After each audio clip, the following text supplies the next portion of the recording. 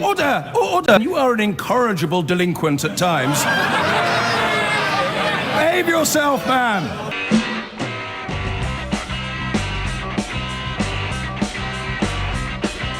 I've been going out with a girl, her name is Julie, but last night she said to me when we were watching telly. Jackie Bermondsey, morning.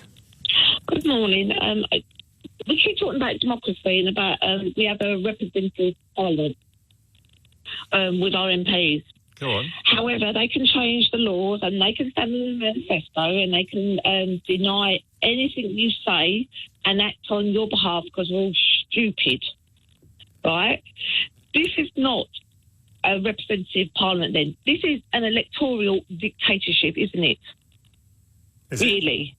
Yes, it is. Of course it is. Because they're dictating to us what we stood. They gave it over to us because they couldn't make their mind up. They still can't make their mind up 3 years later. Even though they know that the children of our country are not being trained, have no prospect of a future, low wages because of all the people coming in, house prices through the roof because of all of this, because they want cheap labour. All right. Germany is the only winner because it's a pyramid scheme, the EU. However, they keep selling it. And I have to wonder to myself why we are so, everyone is so desperate to join a union that is failing.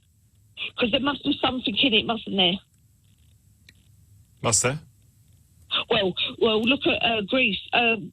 And Spain, they can only work so many hours. They have bailouts, you know. They're failing. They're going into a recession. Macron, last year, let me say, last year we gave £13 billion over to the EU. We got £4 billion back. We gave £9 billion. France gave £16 billion, and they got £13 billion back. When you look at French, the Germans, they won't tell you the quota for that. So why won't they tell you the quota of what Germany has put in or taken out? Also, we do 45 trillion business with America. We only do 30 billion with Germany. So I don't understand what all these... we have to be with them. You know, we have to give up all our rights. Why can't we just do a trade deal? Why are they demanding, they've got their own flag, even though they're supposed to only be a trading bloc, right? And we have to swear allegiance to them. We have to obey by rules. But they have conditions for us to trade. I don't get that. It's quite simple, really, isn't it?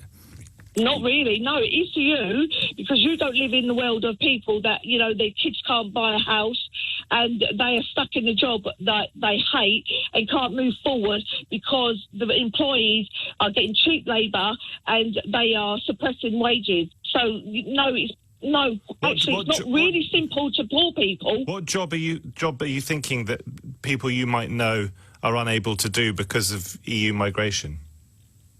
Well, I would turn around and say to you, right, that... But just turn around and answer the question, Jackie. One moment, give me a minute. Right, they have been able, employees, to employ people from Poland on half the wages they would give to a tradesman here. And that has been allowed. And the people who are trades who have gone and trained are being put out of work because the employee wants to make an extra buck. But why is employment close to record levels, if not at record levels? Well, how much tax is being paid then, Matt? Because you see abroad, right, their retirement age is 62. They're saying that we are going to be 75. So that doesn't stack up then, does it? So why is there's more people here, right, because in the 50s and 60s, people were retiring at 60. Why are we going up and up and up then? If there's more people, that doesn't add up, does it? What what about my point about near full employment? That doesn't add up either. No, does no, it? no, no, Matt, you haven't answered the question to me. No, You haven't near answered my full question. employment. Hang on, I have answered that Have question you? to you. You said near full employment. I have said to you, what employment are you talking about? Are you talking about the people that work 16 hours a week, who do not pay taxes in this country, who cannot contribute to our economy No, I'm talking about because British they're not people. skilled? No, because they're not skilled, Matt. I'm talking Right, about, I'm so talking tell about the British. truth. Yeah. Tell the truth. Hang on. If you're And so when confident and you're when telling the bringing in truth, then people- you don't need to shout, do you? Right, when you're bringing in people to this country, you are not even training our youngsters. But then why You are are giving so our many people in youngsters- job? Why is unemployment so low? Because you are bringing in migrants and paying them low wages, No. Matt. You know exactly. Right, so Matt, No, Jackie, you don't understand what I'm trying to get across to you. Unemployment in this country of British people is very, very low. Employment is very, very high. Now, of course, you've got to understand, one has to look at what sort of jobs and what sort of quality of jobs, but employment is very high in this country. It's perhaps a historic high. So given that is the case, I'm not quite sure where the argument goes that British people are being done out of jobs. hang on one moment, Matt. 2 years ago, when people worked in a factory and that, Yeah, they could afford to maybe go on holiday down the seaside, yeah? yeah. Maybe sometimes if they were lucky, have a car, but they could buy a house. Right now, what our youngsters have now is no hope. They cannot buy a house, can they? They can't get on the property ladder. Do you really They think can't that's climb because up of the the ladder, EU? Yeah, right? They don't even know the meaning of democracy, right? And employees that want to fill their pocket and make a profit. All right, Jackie. You seem to be sort of spreading your fire quite widely there. Thank you to Jackie in Bermondsey. So how have we ended up here? Why are people still exposing themselves to abuse, death threats, insults, horrible treatments, if not because they genuinely care for the country? I haven't got another explanation, but maybe you have. 22 minutes after 10 is the time. Ken is in Hale Zone. Why do you think they're doing it, Ken? Good morning, James. Let me put my position into some kind of perspective. Did you just have a crack at answering the question first? Why do you think Yes, these... I will yeah, do, good. but it's important that you know, hold on, I was a leaver, Okay. a Remainer. Of course you were. Strong Remainer. Yes. Absolutely distraught when we came out. Yes. And now I've sort of moved a bit over to the other side. Right. Now, the comment that tempted me to phone you is the thought that Tony Blair would stick his head above the parapet for the benefit of moi, for the benefit of me, just beggars belief. Well, it wouldn't just be you, Ken. It'd be the country that he was elected to lead on 3 separate occasions, wouldn't it? Yeah, I know. He sticks his head above the parapet because... Well, okay. Well, let's leave him out. Let's leave him out of it then. Let's talk For the about benefit of John Mr. Major Blair. or Gina Miller. What do you think motivates all of these people to expose okay, themselves you Hang on, I haven't finished. To expose themselves to precisely the sort of feelings and words that you've just described yourself suffering from. So why do you think they do it? Anybody who has a deep belief will expose themselves to ridicule from people who happen to have an opposite opinion. But you don't have an opposite opinion. You voted to remain. I voted to remain. So but I you now said, think yes. we ought So to what do you leave think? because What do you think motivates all of these people who are talking about? I mean, the Road Haulage Association. Why would the government not be telling the truth to the government about delays at Dover or the British border in Ireland?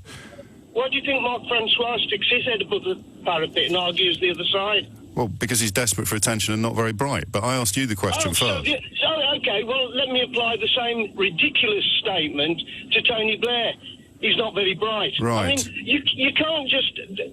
James, you're in a privileged position. I don't want to talk about me today, Ken. You haven't answered my question yet. What motivates? Mate, you're supposed to be... You voted to remain, remember? What motivates them is their belief in that we should remain. And why do they believe that? Because, well, why do you believe we should remain? Because I think that leaving will be disastrous, and I have got pages and pages of evidence to support that position. Same as you, because you voted to remain, Ken, remember? Hold on. Other people don't believe that. And they don't have pages and pages of evidence. So the question again is, Ken, you can't... I mean, James, you can... it's no good you're constantly trying to overtalk me. I'm not overtalking you, Ken. I'm insisting that you answer the question you've rung in to answer. I've answered the question. Okay, you've asked me the question. What Yes. was the question? Why do they have a belief? Because they believe in remaining. That's why. It's And why? simple as that. Why did they No, you have to go further than that. What are they basing their belief on, Ken? So when I say to you, Mark Ken, Francois, what are they basing their? Okay, well, I'll ask you. I'll ask you then. James. I will do. What does Mark Francois base his beliefs on? Okay, yeah, I'm asking you. Oh, Ken. Why does Mark Francois get in front of the cameras and argue the opposite? I've already told you. I'll answer the question. Because he doesn't understand anything. You can't just ridicule one person. Of course I can. And I would never dream of ridiculing one person. I ridicule several people every day. And I've got a horrible feeling I'm going to have to ridicule you unless you can answer this question. What evidence does Mark Francois base his beliefs on?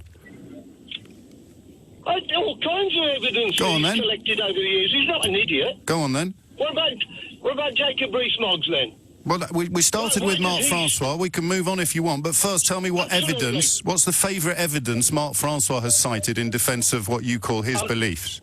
I'm asking you that Oh, question. no, you're not, Ken. You're not. I've I'm already not- answered it. I don't think he understands James, anything. So you think he's right. Anybody who's listening to the radio Here we right go. now will see you're prevaricating, as you always do, Yes. trying to avoid answering a question. Which question's I'm that, asking Ken? you- Let me just give me a second, okay? You're asking me why Tony Blair, John Major, people like that, subject themselves to abuse and ridicule to put forward an argument that they believe in. Now, I'm saying exactly the same to you from the other side. Except you're not, because Why- you're ignoring the word evidence. No, forget evidence. I refuse to forget evidence, Ken. I'm sorry if you feel that I'm talking over you again, but we can't forget evidence. You are so verbally agile. No, I am verbally agile, Ken. You're right, but I'm also asking you a very simple question. Where's the evidence for what Mark Francois believes? Where's the evidence for what John Major believes? Well, you've got Operation Yellowhammer. You've got most of the Royal Colleges of Medicine. You've got the government's. You've ridiculed Operation Yellowhammer. No, I haven't. No, I haven't. You have? No, I haven't. Play some of your recordings back. No, I won't, Ken, because it'd be boring for everybody else. But you've asked me, Ken, you can't keep doing this. You keep asking a question. I answer it. Oh, Ken, this is awful, mate. I'm not trying to talk over you, Ken. You can press your button to switch me off any time you choose. Well, exactly, and I didn't, did I? So why mention that? As long as I'm on here, I'm Yes. going to ask my question. Go on, Ken. Which is, Ask it again. If you apply a bit of balance Yes. and ask the same question... But I just of the answered other your side, question. The other side, you're asking the question, Yes. why do they put the head above the parapet? Yes. I'm saying exactly the same. No, but you're not, are you, mate? Are you? Right, Ken, I'm going to pause you now because I've let you had a good old run out and no, Ken, just calm down, my friend. Yes, I have. I have. Let's just run over it again, okay? I asked you what evidence he has for his beliefs, and you said in what I think you consider to be balance, what evidence is there for the other beliefs? To which I would respond by saying all of the research, all of the impact assessments undertaken by both the last government and the previous government. If we were to talk about, for example, delays at Dover, I would say the documents leaked today from the current government. Operation Yellowhammer, dated as research undertaken for and by the current government. So the evidence for the beliefs of everybody from John Major and Tony Blair through to Anna Soubry and Gina Miller, the evidence is the research undertaken not just by disinterested bodies like the Road Haulage Association, but by the actual government. So I've answered your question now at great length. I think out of courtesy, you should now answer mine. What evidence do you think Mark Francois has for his beliefs, Ken? What I should ask you, what you said that Mark Francois was an idiot. When I said, what about, did you or didn't you? Yes, I think he is an idiot, mate. I don't think that's controversial. Okay, so now I'm asking you to Ken, where's the evidence? Ken, just mate, I've done it. We've run through it all now 1,000 times. Ken, we've run through it 1,000 times. I've answered your question. I've given you where the evidence comes from. Where does Mark Francois get the evidence for his beliefs? Fill your boots. Somebody else. You think you can talk out an argument all the time. Yes. If your argument is strong enough, you'd shut up and you'd bloody well listen. I have. I'm going to take. Where's the evidence? Pleasure of Well, curtailing my discussion with you. But you complained a minute ago. You complained a minute ago that that's what I do. You cannot answer the question. Where's the evidence? I think your question is a reasonable one. I'm answering it by choosing to say, Yes, ask it of the other side. I have. They say Simply Operation for the Yellowhammer. purpose They say the Road Haulage Association. They say the impact assessments. What do you say? Well, I'm saying purely for the purpose of balance. Yes, Understand what I'm so saying. balance out the Your evidence, arguments would- Ken. Here's lots and James, lots of evidence. your- Where's your balanced James, evidence? Your arguments would be so much stronger. Honestly, okay. you're a very articulate bloke. I'm Yes. not patronising you, but your arguments would be so much stronger if you just applied a tad of balance. I am. Instead So of coming on this in order to privileged balance, platform yes, every here we go, morning Ken. and You see, you're shouting over me while accusing me of doing the same to you. You're threatening to cut yourself off while accusing me of threatening to cut you off. Here we go. I listened to Nick this morning. Ken, here's the question. Here's the question. Listen to his balance. Okay. He's clearly right-wing, Yes. but he has Well, how do you balance know in that his if he's argument. balanced? I beg your pardon? How do you know that if he's balanced? Because I hear him putting both sides of the argument. Well, how do you know he's each morning. clearly right wing? How do I know you're clearly left-wing? Well, you're drawing a contradiction between the two of us. No, I'm not. Ken, you actually are, mate. As you always do. As you always do, you're making me feel silly. Right, I'm late for the news. Final chance. I've given you all of the reasons, all of the evidence for why people believe that crashing out of the European Union with no deal would be disastrous. Most of the evidence comes from the actual government that's doing it. I want you to give me one little scintilla of evidence that you think supports the beliefs of people like Mark Francois. And this is balance, Ken. This is your big opportunity. This, in the words of Martine McCutcheon, could be your perfect moment. How would you balance out, just off the top of my head, Operation Yellowhammer? Where's the evidence? Where's the documentation? Where's the expertise? Over to Ken in Halesowen now. In general terms, I'm telling you, or I'm requesting you, as a respected broadcaster, to apply a bill of balance. Yes, go on then. Provide it. As I recall, you didn't last on Newsnight very long because you didn't apply balance. No, Ken, I had to leave Newsnight in order to keep telling the truth to people like you. So, final chance, that balance that you crave, where's the evidence, Ken? Ken? Ken? Oh. Well, that's a new record, isn't it? Complain about the threat of being cut off, and then 4 minutes later, cut yourself off. Anthony's in Brighton. Anthony, what would you like to say? I think it's very nice to talk to you, actually. Well, obviously, but why did you ring in? Election or referendum? Election, I think. Okay. Basically, because I think we need a bit of a shake-up. Because I think what we've got is a lot of. So you wouldn't want either candidate? I mean, you wouldn't want Johnson to win then? I'd like to see Farage win, to be honest with you. In a general election? General election. I think that put the cat amongst the pigeons. Yes. So you don't want calmness and unity? To be honest with you, until we end up staying in the EU, right, which is basically what the EU want and what they're controlling, like cancer has spread amongst various people, yourself included. Yes, tell me what you mean by that, Anthony. The EU wants to have control of everything. We want independence. The EU don't want us to be independent. What do you mean by independent? We want to have our own government telling us what to do rather than the European... So what do they tell you what to do at the moment?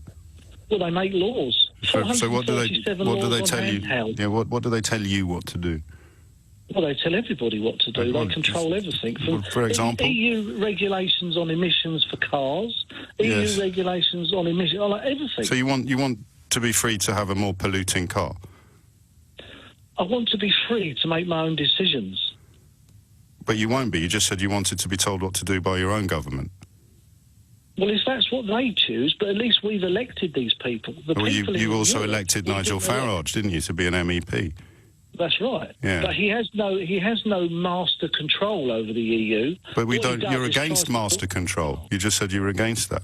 That's right. I am against master control. He doesn't have any control in the EU. So apart from wanting our children to breathe dirtier air, what else do you feel aggrieved about? It's all right picking on that. What I'm saying I'm only is, picking on the only example you've given, Anthony. You can't shoot No, the what messenger, mate. The point I was trying to make, that was just an example. Yes, and I right? want some better examples, if you don't mind. Okay, 437 laws on handtails. Is that necessary? On what? That's just red tape on handtails. Name one. What? Name one of those I don't laws. know. I don't know, because I've never Here you looked are into on it. national radio spouting lines that you can't support. So give me one example of the 437 laws that you're unhappy about. I think there's regulations on the size.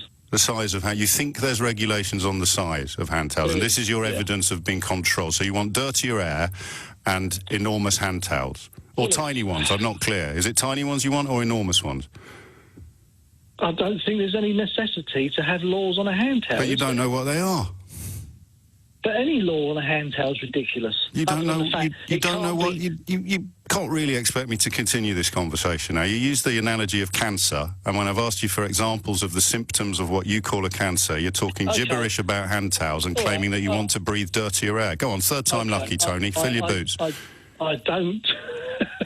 I love you. You're great. Yeah. You're just brilliant at making people look stupid. No, and I'm nothing to not. do with me, Anthony. I just hold up mirrors. It's not my no. fault what you see. So let's have another crack. You want dirtier air and giant handtails. What's the other evidence of Brussels controlling your life?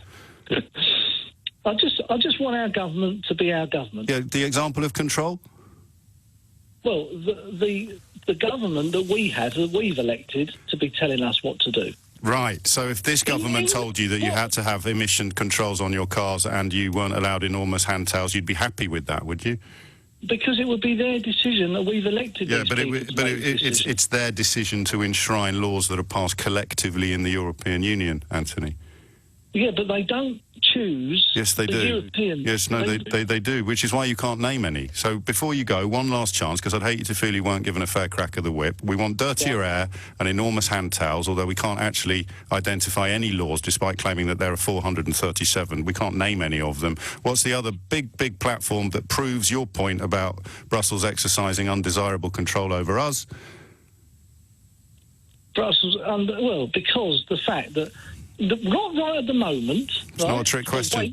Wait a few years. Yes, right? just one more example, because I think handtails and clean air haven't really worked for you. So give me the other one.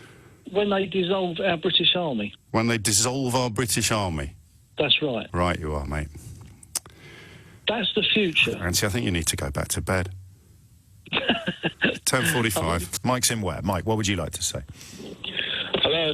Yeah, what I'd like to ask you, James, is I've Oh, listened Mike, to... it doesn't work like that, mate, until I'll ring your phone-in show, all right, and answer your questions, but you've rung mine, so you answer mine, mate. OK, go on then. Well, What's my question? well, why did you ring in? Why I rang in was because I support, as most of the country support, Boris Johnson. So what question did you ring in to answer then, Mike? What I rang in to ask you... No, what question did you ring in to answer? Well, ask me why... We're not I doing think mystery that hour, mate. No, ask me why I think that the majority of the country support leaving the European Union without a deal. OK, Mike, Ask me. why do you think the majority of the country support leaving the European Union without a deal, Mike? Because it's what the majority of people in this country voted for in the referendum. But it's not, you see. Because it didn't say no deal. It didn't say no deal on the ballot paper, and all the polling points to about 28% support for no deal. So I've asked you the question. You've answered it in a fairly silly way, but that's fine. You know, we're all friends.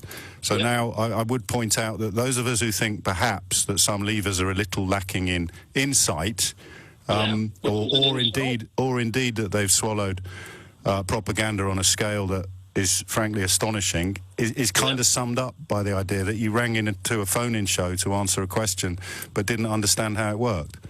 No, I phoned in to ask you a question. Like I said, you didn't understand how it worked. OK, well, if it works... So if you can't understand something as simple as a radio phone-in, what makes you think you're qualified to understand something as complicated as the national interest? I understand that you're a propaganda machine for the Remain side. That's what I understand, and most of the listeners understand that. What you don't understand is... Bless him. Alan is in Stirling. Alan, what's your answer to that tricky question? Well, if you can remember back in the millennium, they had this big thing about the millennium bug. They did, yeah. Right? Oh, everything was going to stop, the computers were going to stop, everything. Yeah. 12 o'clock came, went, nothing happened. Yeah. Do you know how much they spent on preparation for that? It was billions they spent. Do you know how much?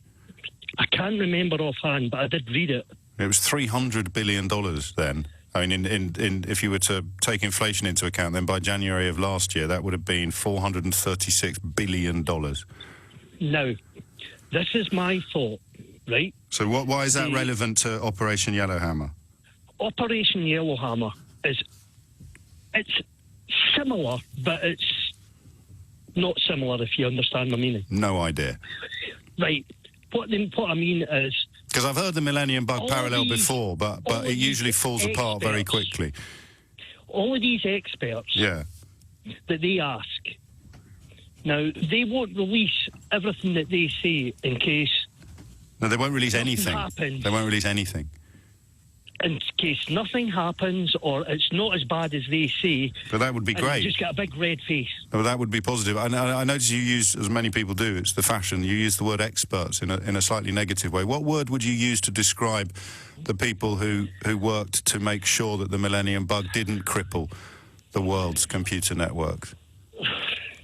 Because we're saying they were computer somethings. What would be the best word to put after computer to describe the people who essentially spent that $300 billion to make sure that the Millennium Bug didn't cripple the planet successfully? Can we think of a word?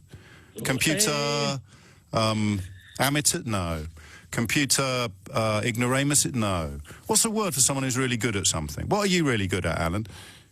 I drive diggers. Okay, I drive HGVs. Are you, I mean, compared to me then, you are, when it comes to HGVs, you are something of an... Expert. There we go. So experts are good then, right? Yeah. Yeah. Thanks for the call. It's coming up to 11 o'clock. You're listening to But. Now, Theresa May's resignation honours list has sparked criticism today. She once joked that she retched violently when David Cameron knighted his press chief, Craig Oliver. But now her own former communications supremo is to become Sir Robbie Gibb. But by far the strongest criticism was reserved for her decision to award a knighthood to her cricketing idol, Geoffrey Boycott, who was convicted of beating his girlfriend in 1998.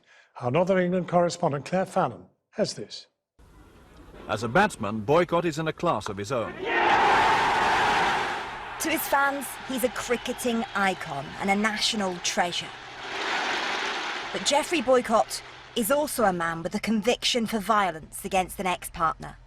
And now it's Sir Geoffrey Boycott, knighted by Theresa May in her bowing out as PM honours list, prompting some awkward questions in an interview this morning that he clearly thought would be more congratulatory. You're now 78 years old. It's taken a very long time to get this honour. Why do you think it has taken so long? It's asking me when I'm going to die. I've no idea. Does it matter? I mean, I don't know, love. I've no idea. Well, I suppose one of the reasons that your critics might put forward is the conviction that you had for domestic violence. It's 25 years ago, love. In a French court, she tried to blackmail me for £1 million. I said no, because in England, if you pay any money at all, we think, hang on, there must be something there. I said, I'm not paying anything. I'm not sure I've actually got £1 million at the time. But no, and it's a court case in France where you're guilty, which is one reason I don't vote to remain in Europe. You're guilty until you're proved innocent. That's totally the opposite from England, and it's very difficult to prove you're innocent in another country, another language. And most people in England don't believe it. I didn't do it. I move on. It's a cross I have to bear, right or wrong, good or bad. I have to live with it, and I do, because I'm clear in my mind, and I think most people in England are, that it's not true. Although the chief executive of Women's Aid has said celebrating a man... I don't care a toss about her, love. It's 25 years ago, so you can take your political nature and do whatever you want with it. You want to talk to me about my knighthood, it's very nice of you to have me, but I couldn't give a toss. Jeffrey Boycott might not give a toss, love, but plenty do. In 1998, he was found guilty of attacking an ex-girlfriend. He's always denied it, but was convicted after the French court was shown pictures of her injuries. In more than 400 matches for his county, Jeffrey Boycott made more than 30,000 runs, and for his country, he was one of England's most successful ever opening batsmen. But all of this isn't about his cricketing credentials. As well as his criminal conviction for attacking an ex-partner, there are his comments a couple of years back when he was asked about the fact he hadn't been knighted. He said perhaps he should black up, that West Indian cricketers were handed honours like confetti. Because many people are saying, I'm not saying this, but many people, and I'm sure Nigel Farage might have a view on this, many people are saying that the judges are biased. The judges are getting involved in politics. I'm just saying what people are saying. That's what people are saying. I said that I think that they are impartial.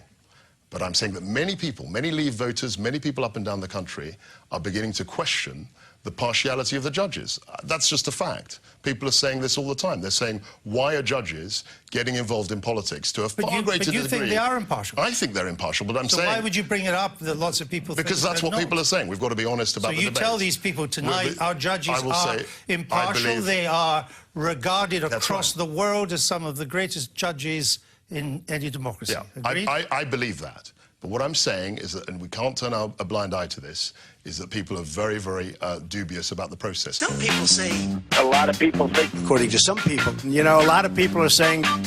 There are a lot of people that think maybe he doesn't want to get it. A lot of people think maybe he doesn't want to know about it. I happen to think that he just doesn't know what he's doing. But there are many people that think maybe he doesn't want to get it. He doesn't want to see what's really happening. Why would that be? And that could be. But anyway, we have training camps growing where they want to kill us. That's my question. When can we get rid of it? We're going to be looking at a lot of different things. And, you know, a lot of people are saying that, and a lot of people are saying that bad things are happening out there. We're going to be looking at that and plenty of other things. That's why I say, I mean, some people say it's worse than stupidity. There's something going on that we don't know about. I mean, honestly.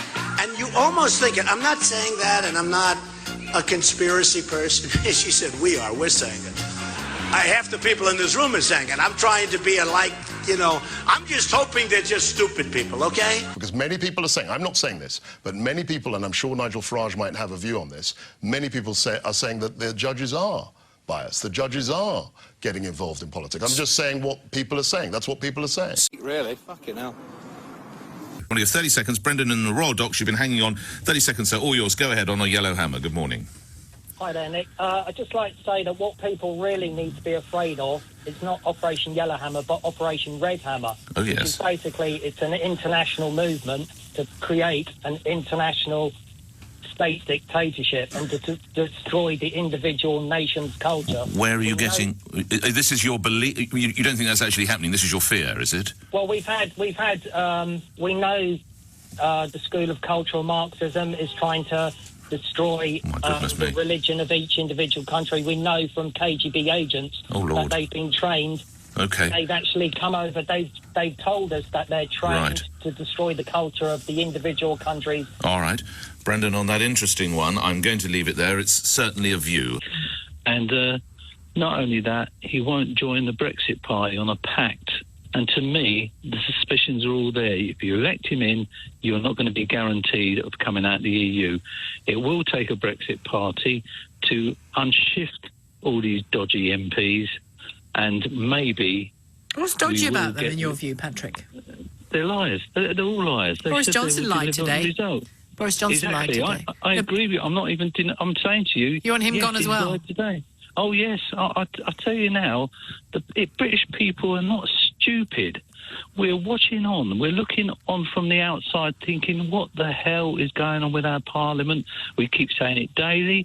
We don't get much joy on the media, on the TVs and that sort of thing. They talk to these politicians as if they're credible. Who doesn't get much joy? The presenters. Well, what I'm saying to you is they have these politicians on. They talk to them as if, you know, they know everything and the people don't matter. But the people are sitting there. All that we're doing is sitting here waiting for an election to come. so we can have our say finally. We've only got the ballot box now. And how will you vote? Nothing else. How will you vote? I will vote. If there's a Brexit Party candidate there, I will vote. I don't care about the economy. I don't care about jobs. I don't care about anything. All I care about is getting out. And once we're out, then I'll start caring about the other things. But you've got to deliver on the vote. The trust has gone. So you don't care if people lose their jobs because of Brexit? Not at all. I don't care. I tell you, I've got to a stage where I don't care about anything because the trust has gone in those politicians. There's no trust. It's not an all-time low. But Patrick, hang on. Your decision to show no compassion or have a thought for people losing their jobs has got nothing to do with the nature of our politicians. It's got a lot to do with the nature of you. Well, let's put it this way. For 50 years I've been working. Yeah. Things happen all the time. Big decisions are made. They lose us jobs. I still recover. You know, I got made redundant 5 times. I'm still here. You know, what's the worst that can happen? I'd lose my job, but I'll still be here. You know, life goes on. You change, you adapt, and that's how life is. You adapt. And all this scaremongering doesn't bother me either. What also raised eyebrows at the press conference, the questions for journalists after that speech, was a journalist from the local newspaper in Rotherham asking him about some comments he made about the police back in March. Let's have a listen. A few months ago, you said in a radio interview that lots of local police forces were spaffing money up the wall. Is that something you still believe on investigations of historic CSE? Well, that's actually not what I said, but what I certainly can say is I think all such investigations certainly here are extremely important. And but the point I was making is that we do need to be backing our police to be fighting crime, and that's why we're investing in 20,000 police out on the streets and putting about $1 billion more into policing. So Boris Johnson said, that's not what I said, when asked if he'd described money spent on child sex abuse inquiries as spaffing money up a wall. This is what, in fact, he did say on LBC a few months ago. I think an awful lot of money, an awful lot of police time now goes into these historic offences and all this malarkey. And, you know, £60 million I saw was being spaffed up the wall on, you know, some investigation into historic child abuse and all this kind of thing. I mean, what on earth is that going to do to protect the public now? So it sounds rather like that is what Boris Johnson said, and of course a very sensitive issue in Rotherham where there has been a huge inquiry into a child sex abuse scandal going back 2 decades. And just in case you have been questioning, I mean, just because this is what he thinks doesn't necessarily mean that that is the end of the conversation. But Omar Salim, the father caught in the confrontation with Boris Johnson yesterday, has defended Laura Kuenssberg, as I think one would expect from anybody sensible, saying she's doing her job without fear or favour, which is a vital part of democracy. I don't think Labour activist cares about NHS is a huge scoop, though. Nor do I. There's quite a strong case to be made. In fact, Lee in Newport made this case, is that experience of the NHS could be more likely to turn you from a David Cameron supporter into a Labour supporter, which is exactly what happened to Lee when his son was so ill. It's 11:53. You're listening to James O'Brien on LBC. We'll wrap this one up and then hopefully, all things considered, crack on with Mystery Hour. Paul is in Stanmore. Paul, what would you like to say?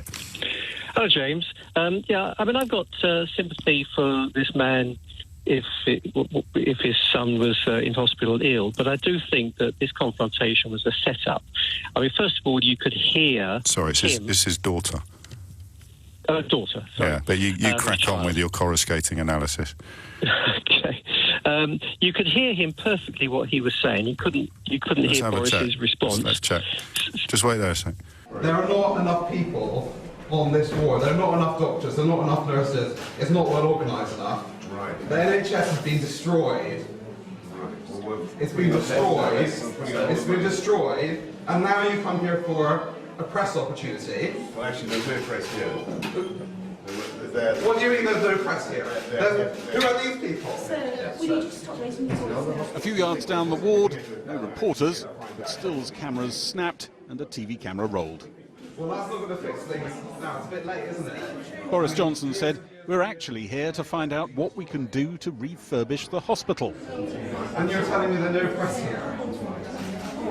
Well, there's no press here? As far as I'm aware, this is not a... This is the press opportunity. You didn't invite the press here. You didn't ask them to come. That's what you don't have a press handler back there. Okay, well, fine. Well, in your La La Land, believe whatever you want. I can help you out here, Paul, because I know all the technical terms, yeah? One of those men is talking loudly, because he's very emotional, and one of them is talking quietly, because he's very embarrassed. So we've cleared that up. Carry on.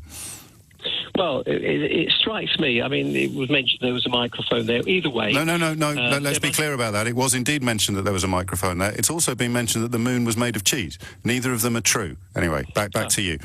But either way, and it's... No, not either way. There was no microphone there. There is only one way. Right. Okay, so you have already believed a lie. Can I ask who told it to you? You did. No, so that was the first you heard of it, me saying there was no microphone. You took away from that there was a microphone. No. You said it had been reported that there was a microphone. And I said in the same sentence there categorically wasn't. It's either the corner of a clipboard or his belt loop. But you somehow didn't hear that bit. Anyway, let's leave that. You crack on with your coruscating analysis. Okay.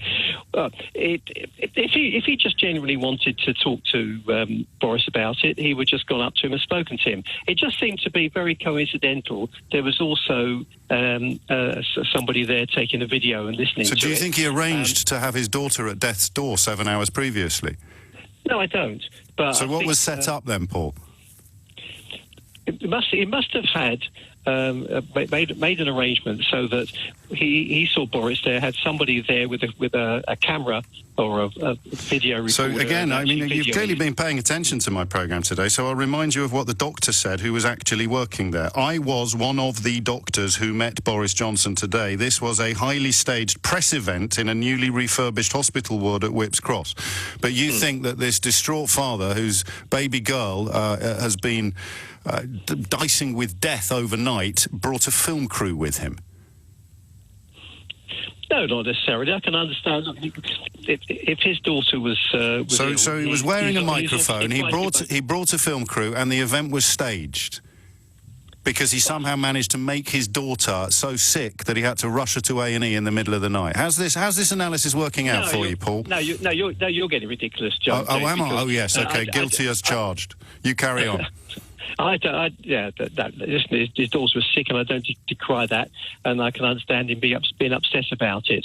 It just seems that the way he contacted him, you could hear him very loudly talking. You couldn't hear. You could see Boris was answering, but you couldn't hear him. Yes, we've established one of them was very emotional and talking loudly. One of them was very embarrassed and talking quietly. Also, you know, if I was going to lie to you, I'd probably whisper in the hope that other people didn't hear me doing it.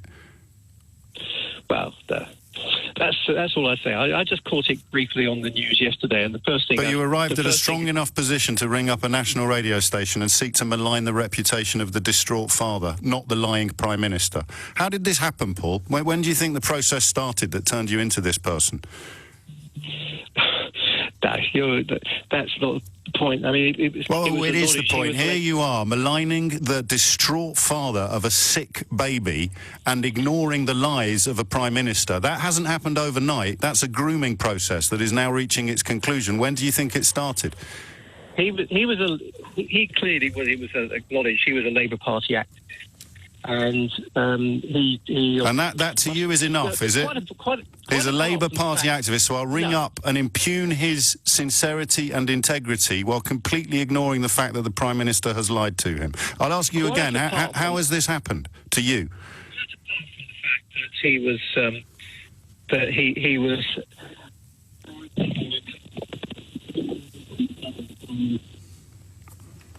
Joseph's in Finchley. Joseph, what would you like to say?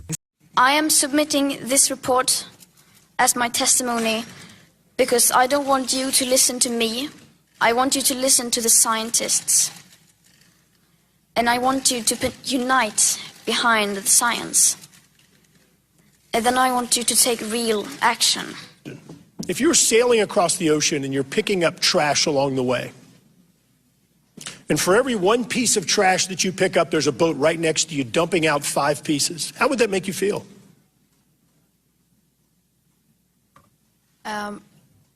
First of all, we were going so fast, there wasn't enough to pick up in the trash. All right, well, if you were a slow sailor like me, how would that make you feel? Well, first of all, if you use that logic, then I am also dumping a lot of trash in the ocean. And then I would stop dumping my trash in the ocean and tell the other boat to stop dumping their trash in the ocean as well. And that's the important point here. I think that what we need to be doing is we need to be focusing on the countries that are dumping trash in the ocean. Of course, that's a metaphor. When your children ask you, did you do absolutely everything in your power to stop the climate crisis, when the storms are getting worse and we're seeing all of the effects of the climate crisis, when they ask you, did you do everything? Can you really look them in the eye and say, no, sorry, I couldn't do anything because that country over there didn't do anything, so if they're not going to do it, then I'm not? That is shameful, and that is cowardly. And there is no excuse to not take action, to not improve as much as we can in the United States. Another perspective, I am from Sweden, it's a small country, and there it is the same argument. Why should we do anything? Just look at the US, they say. So just so you know, that is being used against you as well. Scott, hello. Hello. Well, I'm a school teacher, and I've just got home after having a late one last night on an open day. I came home early, but I was listening to that other teacher, and so we've got this demonstration, and Jeremy Corbyn is going to be speaking, and it just feels that this is not all about the environment.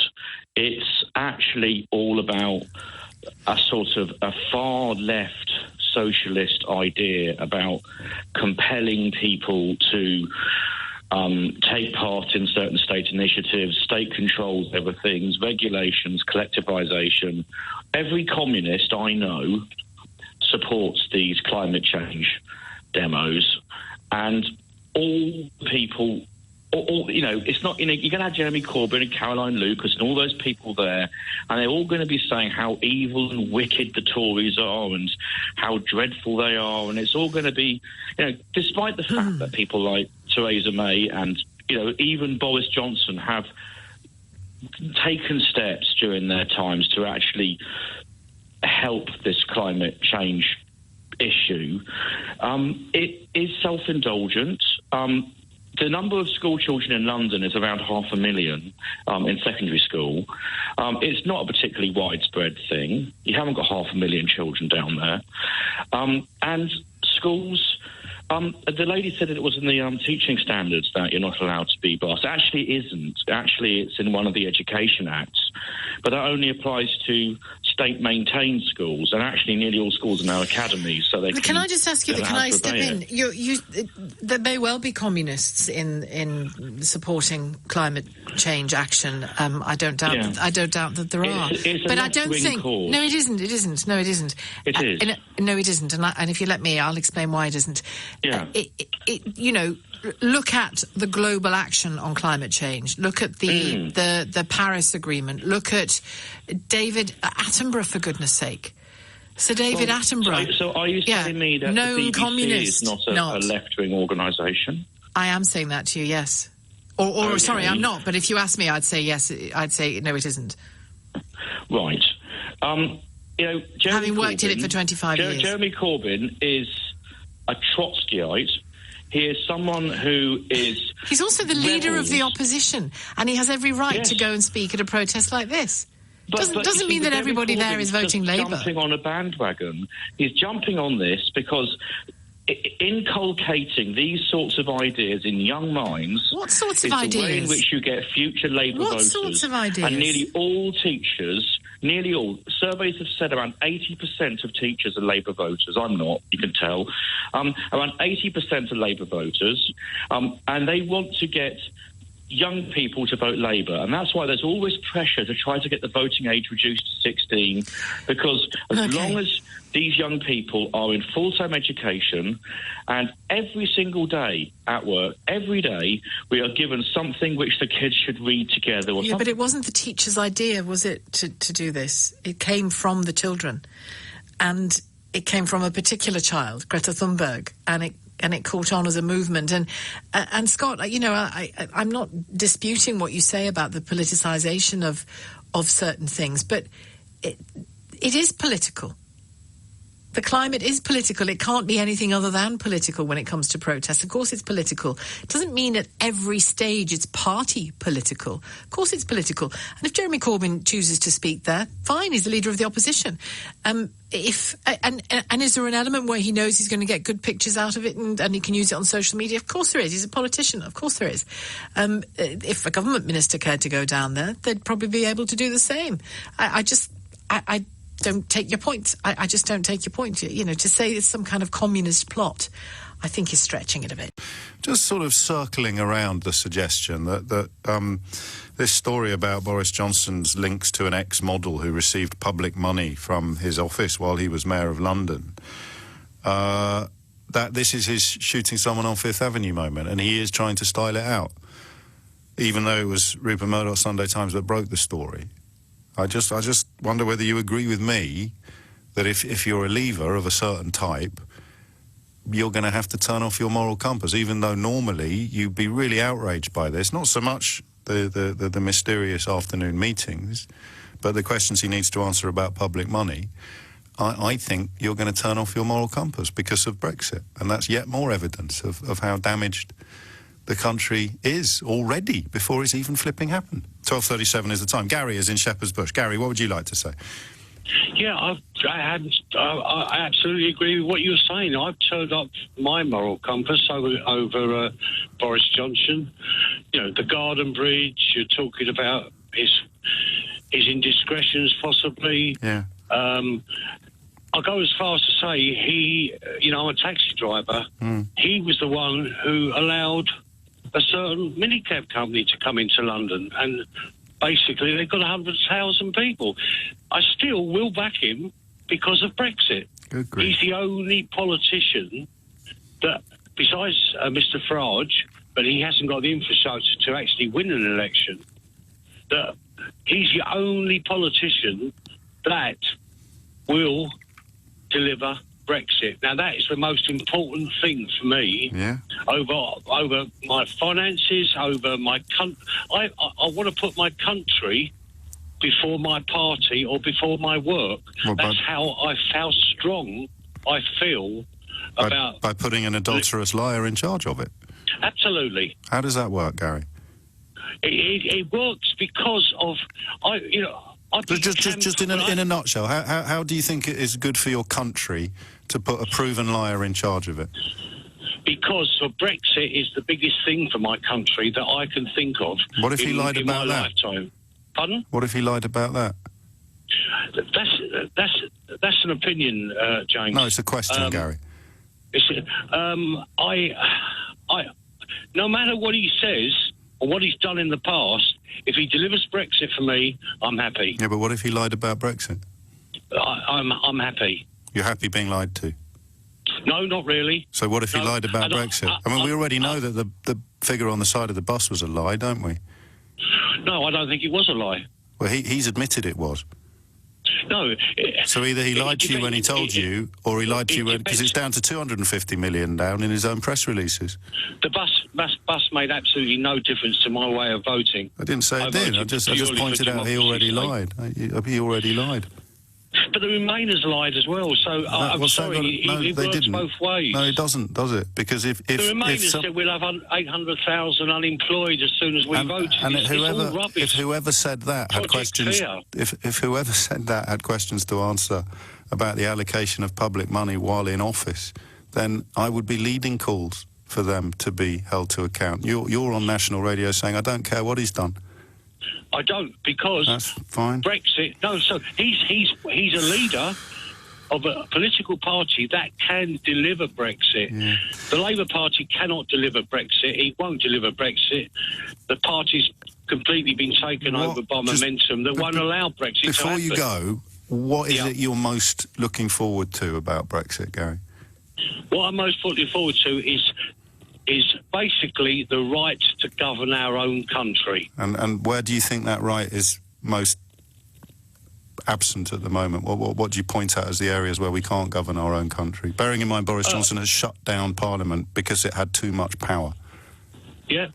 I disagree with what I'm trying to say, James. I disagree with him on so many issues, and but you agree with him that we have to leave the European Union to govern our country. Although I've never heard him say that in public with a straight face. So just point me towards the bits of our country that we can't currently govern. Our own laws. Which laws? Any laws. Yeah, name one. Our freedom of information. Freedom of information, you think, is because of the European Union? No, it's not. It's also... So what then? What are you talking? Why have they got different laws in Scotland from what we've got in England if they all come from Brussels, Gary? James, the biggest thing is we're not debating over Brexit. My mind's made up. I'm never going to change. So... You know, it's all right. You don't have to change your mind. You just have to answer my question. If our laws come from Brussels, why are there different laws in Scotland from the ones in England? Because on certain laws, they can make their own laws. Right. So what laws can't we make? We can't send a terrorist back because European courts of European Court of Human Rights has nothing to do with the European Union, Gary. And which terrorist are you thinking of? Abu Hamza. He's gone. Yeah. How long did it take to have him to be gone? You just said he couldn't go. I just pointed out it had nothing to do with the European Union. How many years was he in prison? And we were feeding him and clothing him and looking after him. And that's why you want to leave the European Union? No, that's one reason. But except it's not, Gary. It's not a reason, because it's not true. He's not here. Yes, go on. Right. The main reason I want to leave the European Union is that my father and my family fought in the war not to be taken over by a foreign power. Yes, but we've just established that we haven't been taken over by a foreign power. But we have, in my opinion. And then I ask for some evidence, and you say something about Abu Hamza, mate. That's what Boris Johnson has done to you. That's what he's done to you. Question of what you asked me that question. Yeah. I could give you other examples. Go on, then. Go on, then. We don't control our own borders. Yeah, go on, then. I just said it. We don't control our own borders. Well, who does? 500 million people are entitled to come to this country. 500 million people are entitled to come to Germany or France or Belgium or Portugal or Spain, unless the government introduces its own right to insist that if you haven't got a job after 3 months or enough money to prove that you can support yourself independently, they can ask you to go back to your country of origin, Gary. But you knew that, right? They can. But we've got 2 million illegal immigrants in this country anyway. And what's that got to do with the European... How do you know they're illegal if we're not controlling our borders, Gary? Because you know as well as I do they are. Oh, mate. So just to be clear, what could he do? Could he shoot someone on Goldhawk Road and he'd still have your vote? That's going a little bit too far. Why? But you've already revealed that your moral compass is shot to pieces and that you're supporting you support a liar. Because I don't support him at all. Yes, you do. I don't like him one little bit. No, you do support him. But he's the only politician who can deliver the Brexit that you can't explain why you want. Yeah, exactly. You got me there. 12:45. Brendan in Ruislip. Hello. Hi there, Sheila. I'd just like to say that basically, if we are in a dictatorship, how do you get out of the dictatorship without upsetting the establishment, doing something which the establishment says is wrong? The fact that you upset the establishment and do something which the establishment tells you is wrong is not a sign that it is wrong, because the people of Britain are trying to get their freedom back from the establishment. The British Parliament and the European Union are in unity. They are the establishment, and it's very, very dangerous if we let this corrupt. And let's face it, every human being is corrupt. Therefore, the establishment's power must be limited. We must separate from Europe because we are heading towards a world dictatorship. And if we have a world dictatorship, where are people going to flee to when they want to seek asylum? We have to have division. You have said yourself earlier on that we have to have division of power. Therefore, we have to have a division. No, we already have division of power. That was the point I was making. We have a parliament, and we have a court system, and we have a press, a free press. The very things that should tell you, Brendan, but for some reason they don't, that you do not live in a dictatorship. You live in a democracy where the bringing back of Parliament has just happened after it was unlawfully stopped doing its business. That, Brendan, is not a dictatorship. But then, Sheila, if the establishment won't let you leave the European Union, then that is showing that the establishment wants to stick together. They're trying to maintain their power over the people. And if Boris Johnson goes against that establishment, that is and the establishment tries to slap him down. What do you think the establishment is? The establishment, basically, there is like a cultural Marxist, anti-Christian establishment taking over the world. The Queen is the head of the Church of England, and she's the head of state. What do you mean? Look, Sheila, let's take abortion for an example here. The British Parliament kills 500 British human beings every day. They are morally corrupt. It's a fact. They choose. It's not a fact, Brendan. It's not. I can't keep you on if you're going to say stuff like that. It's not a fact. It is a fact that we have abortion provision and abortion laws in this country. It is a fact that the majority of the British public still support those laws and the existence of those laws. It is a fact that people like you and others disagree with the nuts and bolts of those laws and the way that those laws are observed. It is a fact that it is still a criminal offence, extraordinarily, to have an abortion in this country. So the abortion laws need looking at. That's one thing to say. But what you have just said is simply not true. It's not a fact. And it isn't a fact that we live in a dictatorship. We live in a currently very uncomfortable, but very alive and very kicking parliamentary democracy. We do not live in a dictatorship. You offend and you disrespect, actually, Brendan, every person on this planet who actually does live in a dictatorship and feels the full force of that. You are freer than you care to look at. Jim in Richmond Park. Hi, Jim. Hello, Sheila. Hello. We spoke some time ago when I explained to you that May's withdrawal agreement was really a capitulation, and thank goodness everybody else agreed with me. Today's act by the Supreme Court, they will regret this because they've done this to the People's Prime Minister, Boris, who is trying to get the Brexit which we voted for. It reminds me of the French Revolution. Really? When the aristocracy, the elite, those in Westminster bubble, said let them eat cake if they have no bread. We are not in a democracy. Our elites print money and give it to the banksters, and we, the people, have to pay for it. The elite let our medics dose us up with opiates, so that 1 in 4 of us are now hooked on opiates. We are not in a good country, better than some. They let Thomas Cook go bust, when it would be much more sensible to take over Thomas Cook, put in the right management to make it streamlined. They let Alfie Evans die when there's many people in the... Okay, it's a bit sensitive, isn't it? Jim, I'll let you have your say. You were talking unadulterated rubbish, and I think it's important that sometimes, from time to time, we just say it as it is. Surprised. I think most of us surprised that the court ruled this way. Like the Prime Minister, I disagree with them. Of course, I accept their judgment. I do think it's worth pointing out that the Supreme Court also disagrees with the Lord Chief Justice, President of the Queen's Bench Division of the High Court, 3 of our most senior judges. So it's not just me and the Prime Minister who find themselves at odds with the actual decision. And I think it's a very interesting position because although the Supreme Court is constitutionally superior, the judges who have been overruled by the Supreme Court includes our most senior judge, the Lord Chief Justice.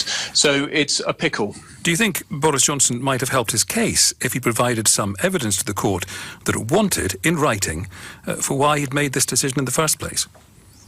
Well, look, I am not a lawyer, and I am not an expert. But I know that didn't come over very well. Well, I'm not an expert in the presentation of cases to the Supreme Court, but I'm interested but you would in how understand we if you go want to make a forward. case to a court, you defend it, you explain your reasons. Absolutely, but I'm not going to get into criticising the Prime Minister. Why not? And the law officers' Why not? Decisions. Is he beyond criticism?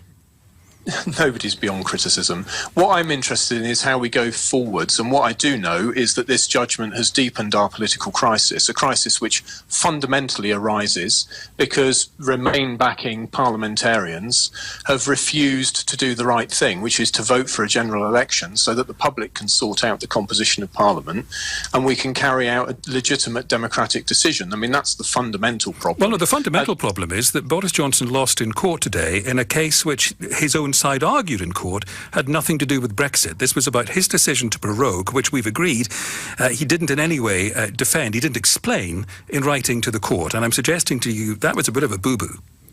So you're wrong to say it's the fundamental problem. The fundamental problem we have is that the government of the United Kingdom does not have a majority in the House of Commons, and that is upending our constitution in a number of Boris Johnson got rid ways. of 21 MPs. That doesn't help him. Well, of course he did, because they had voted to take the power to determine the business of the House of Commons and hand it to a ragtag coalition of the leader of the opposition and a number of rebels. And that is fundamentally an issue of confidence in the governing party. But you can't complain on the one hand that this is a minority government and then support a decision to make it even more of a minority government. No, you absolutely can, because Boris did the right thing, which is to table a motion for an early general election. Look, the abomination that's at work here is the Fixed Term Parliament Act. I dutifully voted for it and didn't rebel at the time, despite some of my other colleagues, Jacob Rees-Mogg notably, voting against it, because they foresaw that there would be all sorts of problems with it, and here we are. Because the Prime Minister has to get a supermajority, 2/3 in Parliament, to have a general election, he's now in a position where he's totally hamstrung by the opposition refusing to face the electorate. And that is the heart of the problem. We are currently governed by a government which does not enjoy a majority in the House of Commons, and that is really the fundamental point. Well, can I suggest the right thing to do is a general election. Can I suggest to you the fundamental problem is that Boris Johnson finally fulfilled his lifelong ambition, and within 8 weeks he's lost all his Commons votes, 6 of them. He's lost 23 MPs. He's acted unlawfully by suspending Parliament, and he's misled the monarch. Can I suggest to you that perhaps he's not a very good Prime Minister? No, that's not the case at all. And look, I have to tell you, which of those facts your are listeners. Well, I'm trying to answer the question before you interrupted. Well, you said that's not the case at all. Tell me what was wrong in what I said. So the point is this. No, what was wrong with what I said? I'm going through it now. No, you're not. Well, if you interrupt me, your listeners will listen to this and hear you interrupting me after just a few words. The Prime Minister is in a position which he wishes to adopt. It is not ignoble to want to be the Prime Minister of the United Kingdom. I'm going to interrupt you because you're not dealing with the point. I said he lost 6 Commons votes, 23 MPs, suspended Parliament, misled the monarch. You said that was wrong, and you haven't told me where. Your first point was to suggest that having achieved his lifelong ambition was in some way some sort of grubby ambition. It's an entirely noble position to want to be the Prime Minister of the UK. But the problem that he has inherited... You're hearing things I'm not even saying. The problem he has inherited is that Theresa May put us into a position of minority government. Here's the problem I've inherited, Steve Baker. I've asked you this question several times. You're hearing words I'm not saying, so I'm going to bring the interview to a conclusion here. Mark is a new caller from Northampton. Good evening, Mark. Hi, Nigel. Pleasure to speak to you. What should Boris do, in your opinion? Well, I'm not entirely sure. I think that he's been fed bad advice, basically, by the Attorney General. I don't think that the minutiae of British constitutional law is really his forte, and he acted on the advice that he was given, and that advice was bad. Well, the advice, I think, was based on what had happened for the last 800 years. But it's not his job to know that inside out, really. It's not really his Well, it is. Well, it is. It is. It should. For the Attorney General, it is, isn't it? I mean, the Attorney General, you know. The Attorney General, yeah, it absolutely should be. It shouldn't, but it arguably should be Boris's as well. But it absolutely should be the Attorney General's job. It is his job well, one of his many jobs, to feed the Prime Minister accurate information. And on this occasion, he hasn't. Do you think a head should roll somewhere, Mark? I don't know. The whole thing is... Do you know what? I don't know is, without doubt, the most honest answer that anyone can give right at the moment, because it's very, very difficult to predict the future. Do you feel a bit sorry for Boris, Mark, or not? That's where I've been for the last few years. I've got to say, I'm immensely grateful to you for everything you've done in British politics over the last few years. I used to be an ardent Remainer. I voted Remain. I believed in the European project. Mm-hmm. I believed that staying in the European Union was the best thing for us. And then something happened, and something monumental happened. It completely changed my opinion on the whole situation. What was that monumental thing, Mark? I was kicked in the head by a horse. Right, very good. OK, fine. Thank you. Mark, we're going to move on from that and go to David, a new caller from Thatcham in Berkshire. James is in Blackburn. James, what would you like to say? I'd just like to say that I don't think that the language used by either side is offensive or wrong in any way. In case it's actually mild compared to the conversations that the public are having up and down the country. Yes, I work for the NHS, and the conversations that we have on the wards are far more heated and language used in those compared to what's used in the House of Commons. Do many of you get death threats? Yeah, we've had a few. For your political views? Not to massive political views, but I've had a few death threats. Not for your political views? No, we've had disagreements with many people. And when you share news of these death threats with your colleagues, they call you names, do they? Well, I've been called a few names because of my political views by colleagues. That's not what I asked. When you tell your colleagues that you've been receiving death threats, they laugh at you, do they? Yeah, there's quite a few on the left that have laughed, yeah. Yeah. See, you're lying to yourself now, James. Well, I'm not lying to myself. You can't tell me I'm lying when it's actually happening. Oh, I can. You work at the NHS, you get death threats, and your colleagues laugh at you. Absolutely. Yeah, you need to take that straight to HR, pal.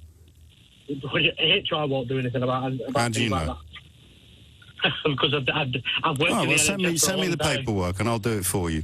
We'll get the press office. We'll get the press office on the case. Send me the death threats, and then give me the names of the colleagues that laughed at you, and we'll look into it on your behalf, my friend. Because that's unacceptable behaviour.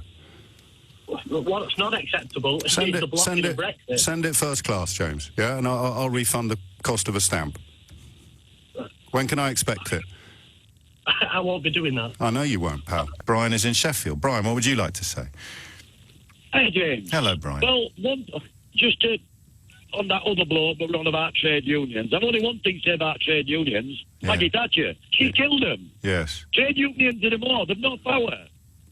No power anymore. Well, I mean, he was with respect. He was talking about the railways, wasn't he? So that doesn't apply. Trade unions.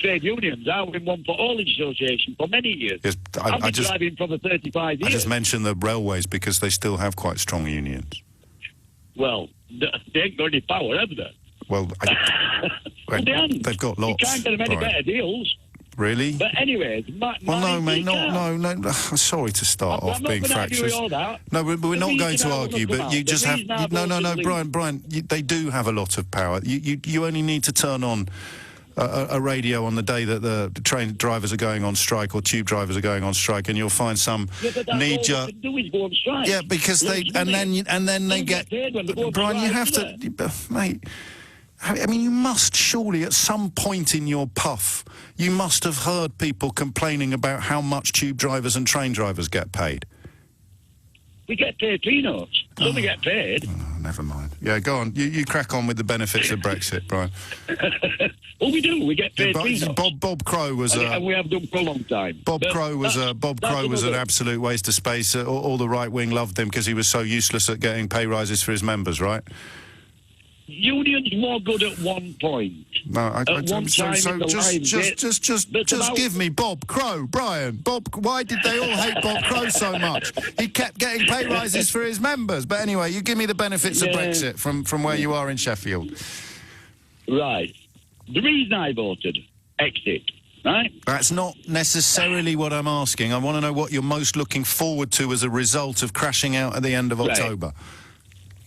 What I'm looking forward to is being able to make deals for our government to be able to make deals with other countries without being interfered with by that lot in Brussels. Right? Because at the minute we can't. Who are we going to make deals with? Oh, we're going to make... America's offering a deal. Yeah. China's offering us a deal. And do they just do what we want, or do we have to be interfered with by what they want? Look, it's going to be give and take, isn't it? Right. And if you've got 50 million customers, are you going to be doing more giving or less giving than a market? Hang on, Brian. How can you possibly know what I'm about to say, Brian? If you've got 50 million customers, are you going to do more giving than a market with 500 million customers, or less giving? In other words, who is the more powerful negotiating partner? 500 million or 50 million? Yeah, but the EU restrict us doing a lot of things. Well, you know what I do now, don't you, Brian? You know what banana. You know what I do now. No, that's not funny anymore, Brian. It was funny when you voted in 2016, but now you're live on national radio describing the benefits of what you have elected to do as a result of decades of misinformation being poured into your undeserving, innocent ears, and you've got to have more than bananas. When you say on national radio, they stop us from doing things, they stop us from doing things, you said, they stop us from doing things, at which point I say, what do they stop us from doing, Brian?